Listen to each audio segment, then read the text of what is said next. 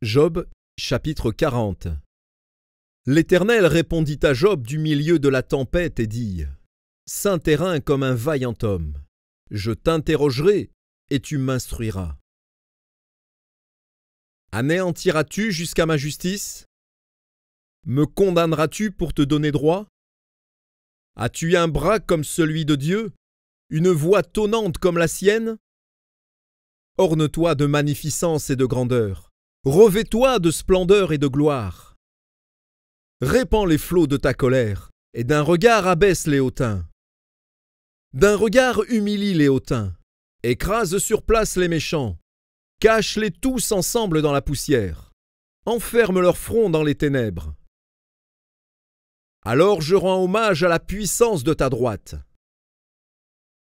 Voici l'hippopotame, à qui j'ai donné la vie comme à toi. Il mange de l'herbe comme le bœuf. Le voici, sa force est dans ses reins, et sa vigueur dans les muscles de son ventre. Il plie sa queue aussi ferme qu'un cèdre. Les nerfs de ses cuisses sont entrelacés, ses os sont des tubes d'airain, ses membres sont comme des barres de fer. Il est la première des œuvres de Dieu. Celui qui l'a fait l'a pourvu d'un glaive. Il trouve sa pâture dans les montagnes, où se jouent toutes les bêtes des champs.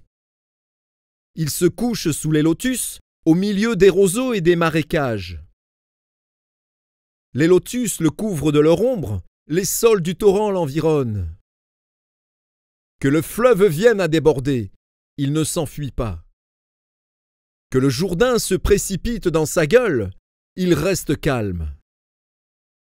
Est-ce à force ouverte qu'on pourra le saisir? Est-ce au moyen de filets qu'on lui percera le nez?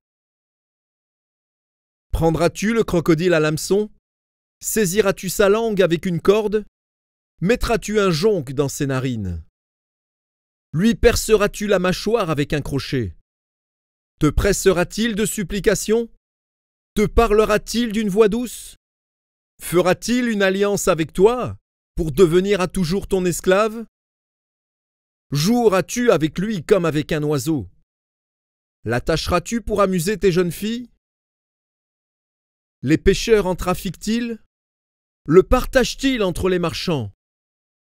Couvriras-tu sa peau de dard et sa tête de harpon? Dresse ta main contre lui, et tu ne t'aviseras plus de l'attaquer. Voici, on est trompé dans son attente. À son seul aspect n'est-on pas terrassé?